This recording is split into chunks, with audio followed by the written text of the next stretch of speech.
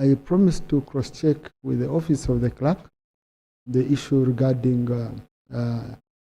Nation Media Group. So I cross-checked, and I have been told that there is an active investigation going on, and Parliament is only complying with the investigators, with the investigation. So once the investigation is complete, then Parliament will be reaching out to the affected media houses. But also I want to make a clarification that Parliament is not operating in darkness, because I saw some people trying to insinuate that. We are live on TV, both our committees and our plenary. We are live on social media.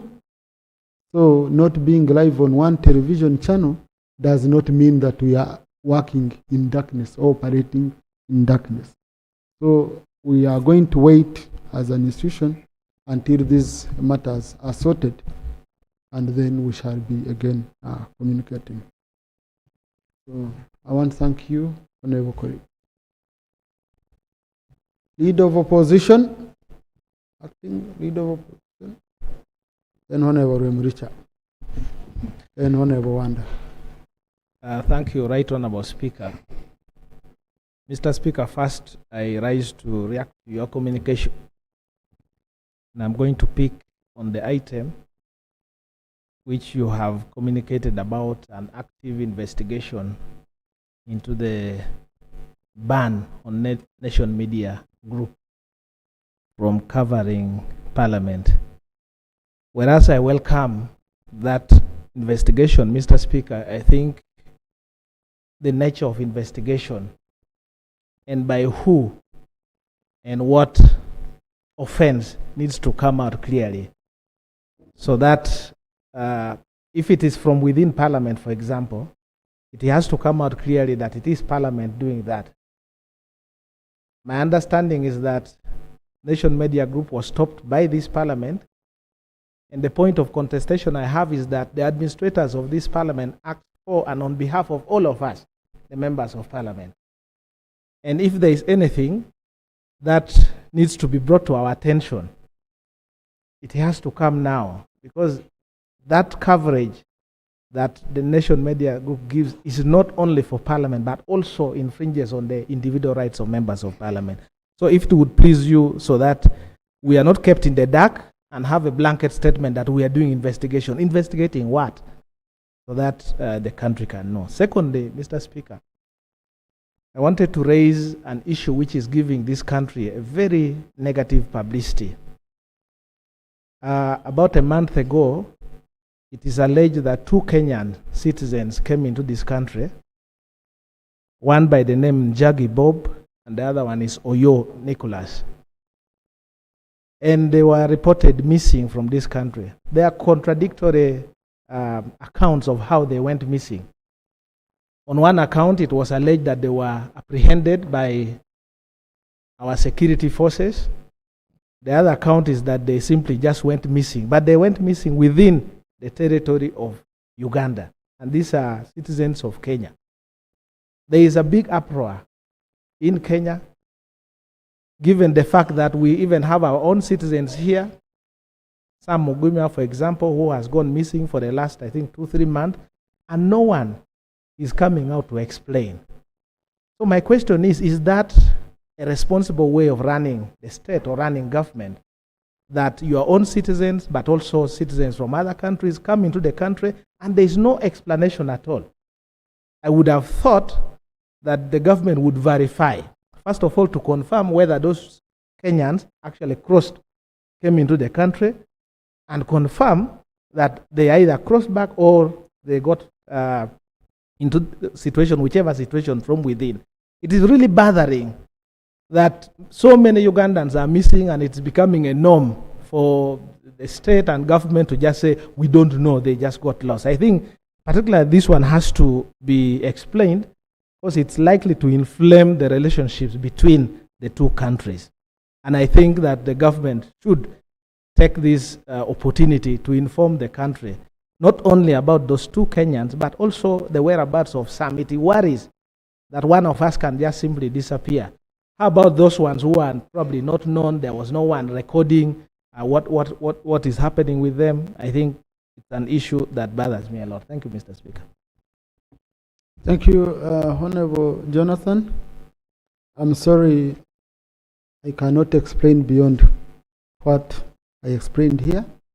I leave my administrators to do their work, and I trust them that they will be updating us on that issue of nation media. But colleagues, you're free to interact with the nation media. We've not stopped to interact with you via phone, you meet outside, you do.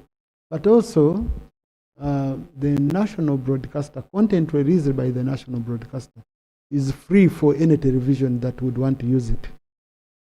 It's free for any television that would want to use it. So if anyone is interested in content that is exactly here, they can tap from UBC for free. It's a taxpayers institution, so they will get the information from there. Colleagues in the public gallery this afternoon, we have students and teachers of Katikamo SDA Secondary School from Wero District. They are represented in Parliament by Honorable Chirumira Hassan and Honorable Nabukenya Brenda. They have come to observe proceedings of this House. Please join me in welcoming them. Oh, and they are the ones who trained my brother Odur. We shall settle our issues outside here. Colleagues, also in the public gallery this afternoon, we have students and teachers of Nambore High School from Kira Municipality, Wakiso District. They are represented in Parliament by Honorable Semuji Ibrahim Nganda and Honorable Narima Bete Esther. They've come to observe proceedings of this House. Once again, join me in welcoming them. Thank you. Now, I received a call from the Minister of Internal Affairs that he was coming to the House. He requested that he would be there. But I don't know if government, I see the Minister of Information and National Guidance here, if he wants I write anything. Thank you very much, Right Honorable Speaker. And I also want to congratulate you upon being nominated and opposed as a member of the next Parliament. Now, regarding the alleged 2 Kenyans who went missing, when this story came out, I received very many calls from international media, including BBC and many others. And as a Minister of Information, I cross-checked with security agencies, and none of the security agencies was in the knowledge of these 2 Kenyans. So the story was saying they entered into the country and they were moving with one of the presidential candidates and they went missing. So maybe we should task the Minister of Internal Affairs maybe to come and update Parliament. But when I checked with security agencies across the government, none of them was aware of, first of all, these Kenyans being in Uganda and where they were. But I think the right minister to give us an update, the Minister of Internal Affairs, when he comes. Thank you. And regarding the media, let me just, like we have said, if an investigation is going on, let's wait for the report, but also probably to inform the media that we have what we call minimum broadcasting standards. And all media houses and media practitioners are required by law to observe those standards. And if there is a breach of any of the standards, then action is taken. Because we have freedom of the press, just hold on. We have freedom of the press, but we don't operate in a vacuum. That if there is a breach of any of the standards, then also the state takes action. But let's wait for the investigation, and then the findings will be shared with the public. Okay. If the Speaker allows. Thank you, Mr. Speaker, sir. And I want to thank the Honourable Minister who recently lost the Vice President position for NRM. And I found him here in the 11th Parliament. I think, Honorable Ssewungu, that's not how you welcome a colleague who has given way. No, okay, Mr. Speaker. Can be better. I seek for indulgence, Mr. Speaker, but I saw him smiling. And indeed, I thought it was not attacking him.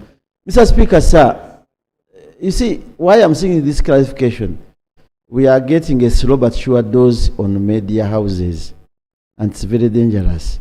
Your own statement says their codes of conduct, how they are supposed to operate. And indeed, when you hear what the speaker stated with the investigation, my leader of opposition, and their side, there's something challenging. Why don't you come out as you, Minister of Information, you tell us the particular people who are not supposed to be reported on in this country. You say if you write about this one, you write about Ssewungu, you write about Chris Baryomunsi or anybody, that is a breach of minimum standards of media houses. That will solve problems. Because we already know, Mr. Speaker, the president stopped the national media houses from covering them. But remember, most of you government officials, most of you go to Aga Khan hospitals in Kenya, and they still national media house running those hospitals. So as you continue harassing them, you must be very careful about them as you get to their other services.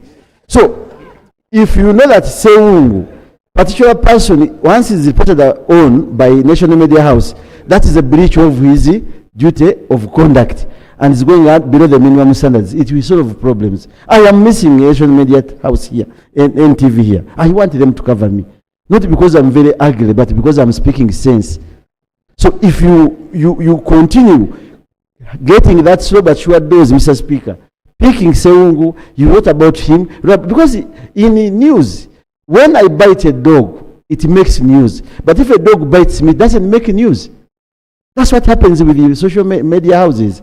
You are blocking them this side, but other media houses are giving the same stories. And the fact, imagine my mother at 73 is complaining about NTV. The priests are asking us about the same. You were Catholic as well.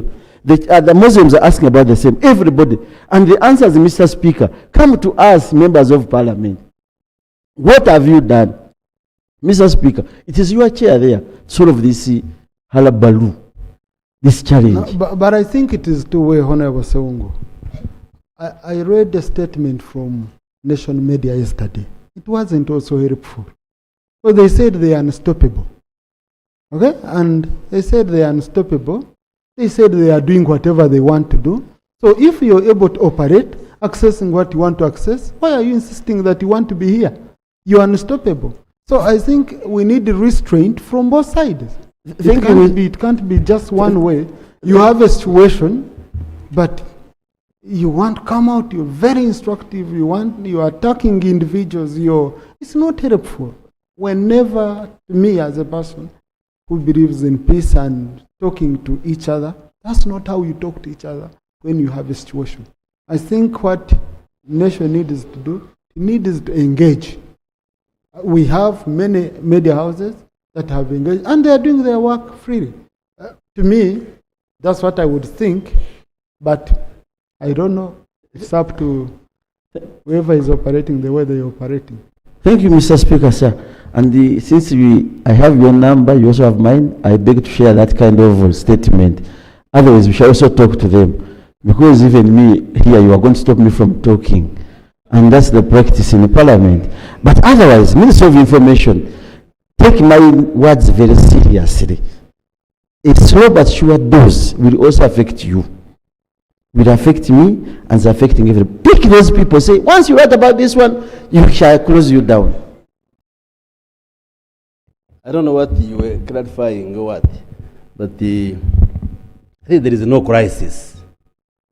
And like the Right Honorable Deputy Speaker guided, like I said, he has information, there's an investigation going on. Let's wait for the results. And it's true, like he said, any TV or any other media house is free to tap content from UBC. So there is nothing which stops any TV or any media houses from getting content from the national broadcaster. But really for emphasis that the media is regulated in Uganda, we should not debate as if the media has free range to do anything it wants. Not that there are even radios we have suspended and put off, especially in this electoral season when they become irresponsible. So, Honorable Ssewungu, your threats notwithstanding that we shall get affected, I think you should allow the state and the government to regulate the media so that we have responsible media in Uganda. Okay. Thank you, Honorable Minister, for taking this question for clarification. We acknowledge that the government regulates, and where there is a violation, I think it's prudent for the government also to be honest and transparent in whatever they are doing. If there is any breach of the minimum broadcasting standards, we ought to know. If I'm accused of murder and I'm being investigated for murder, they will tell you we are investigating so and so for a case of murder that has been committed in this area. So can you inform us? Can you now clarify which particular minimum broadcasting standard was violated by the Nation Media Group? And if amongst the sanctions available to you, which was passed in law, it's a blackout from Parliament, why would you allow them to continue doing other coverage, and then you single out only Parliament, which is the epicenter of governance of this country, and you say we are banning them? Would you clarify particularly which minimum broadcasting standards and your choice of sanction?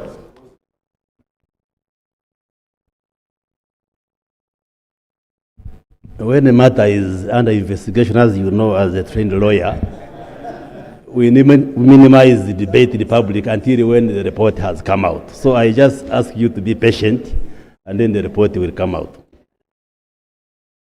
Thank you, Honorable Mricha.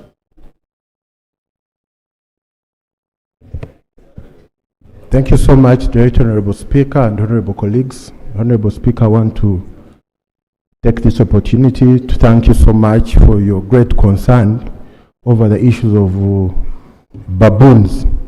The Honorable Speaker, this is not a isolated